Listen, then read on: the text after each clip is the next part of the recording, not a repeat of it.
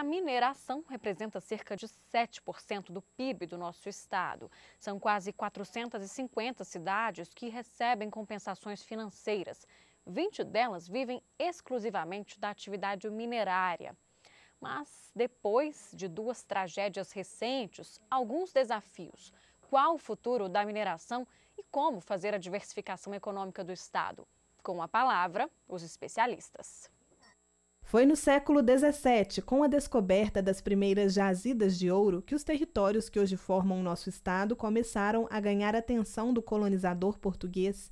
Em pouco tempo, nos tornamos Minas Gerais. A mineração virou nome, identidade e se fortaleceu como nossa principal atividade econômica. 4 séculos depois, essa relação está em crise. Já não é possível ignorar os impactos causados pela atividade minerária. Depois de centenas de mortes e de quilômetros de destruição ambiental causados pelos rompimentos da barragem da Samarco, em Mariana, e da Vale, em Brumadinho, o debate se tornou público.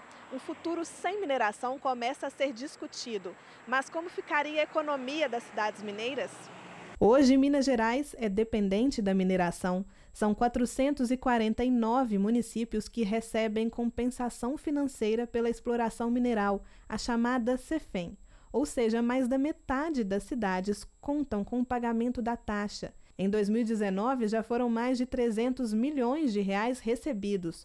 Congonhas, Nova Lima, Itabira e Itabirito são os municípios que mais arrecadam. Faz 27 anos que os municípios recebem o pagamento da taxa. Até então, a mineração não deixava contrapartidas financeiras diretas.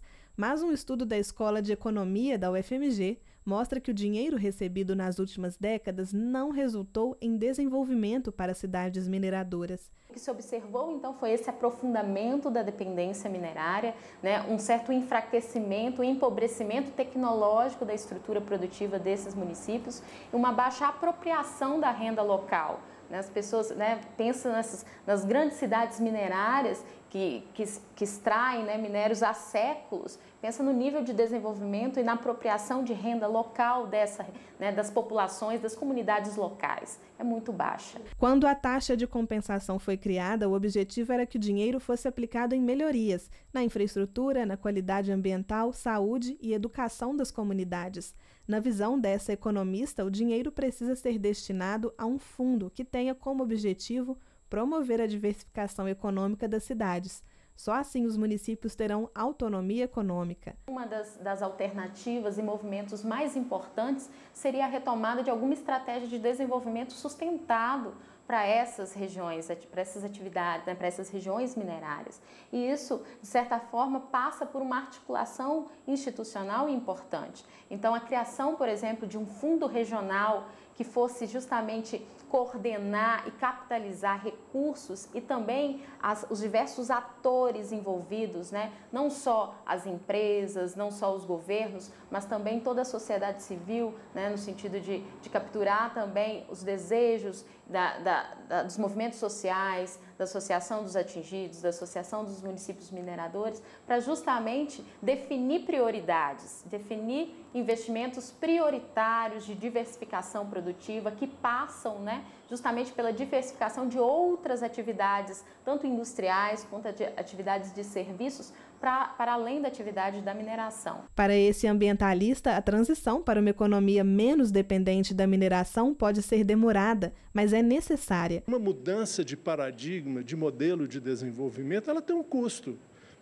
Então, num primeiro momento, ela vai gerar algum desemprego, provavelmente.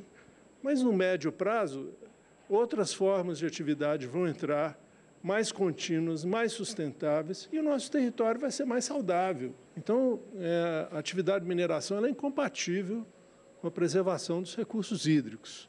Ela é muito agressiva, Então, a gente tem que saber os lugares que a gente tem que preservar. Então, você pensar num território como esse que eu estou falando, do nosso quadrilátero aí, ela já ultrapassou os limites. Então, agora, tem que ter uma redução da atividade paulatina e a preservação daqueles lugares que não foram destruídos. É um momento decisivo. Ao pensar em novas alternativas de desenvolvimento, é preciso que as cidades se planejem para opções sustentáveis. E amanhã você vai ver aqui no Jornal Minas, segunda edição, como uma cidade aqui na região metropolitana encontrou uma alternativa para depender menos da mineração.